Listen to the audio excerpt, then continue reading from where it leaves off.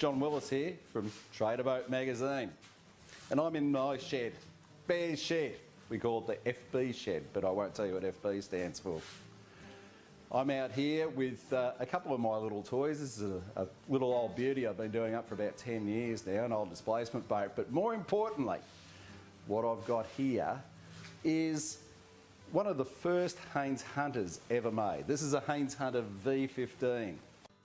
This boat was actually built probably late 60s, early 70s, and it was actually built out of a split piece mould, because in those days we had the first of the deep V reverse chine type hulls available, and this is one of them. But with that reverse chine, it's like trying to pull a cake out of a pan with ripples in the side. It can't come out, obviously. So with this, the original moulds for the V15s had a split right down the middle of them. So it was a two-piece mould. You'd bolt them together, you'd put a bit of plasticine right down the seam, and then you'd spray your gel coat and build your fiberglass boat in that mould.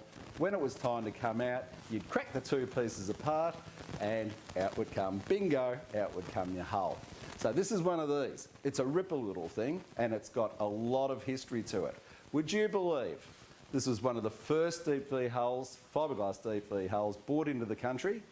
And with that, they brought it in, they had a look at it, and it was originally a Bertram V15.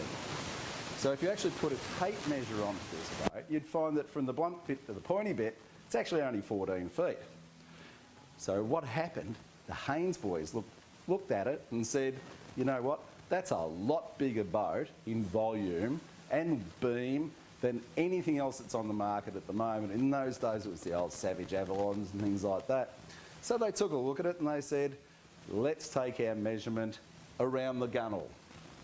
So if you measure it around the longest bit, you actually come up with 15 foot. So they then called it the V15. And that was the origins of the original Haines Hunter V15 that we have here. We originally called it Bertram V15, and it actually had a flooding keel like we use nowadays in Surtees and Bar Crusher and a few others.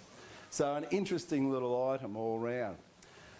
This is my shed, welcome to my shed, and the beauty of this is I can put on my old daggy clothes, I can put on my old daggy music, and we're going to run through a complete project fixing up this old girl and restoring it to what was once a runabout, is becoming a centre console, and then we're going to be fitting the best of new engines, the best of new electronics, and we're going to do a very special project with a very tough off-road trailer.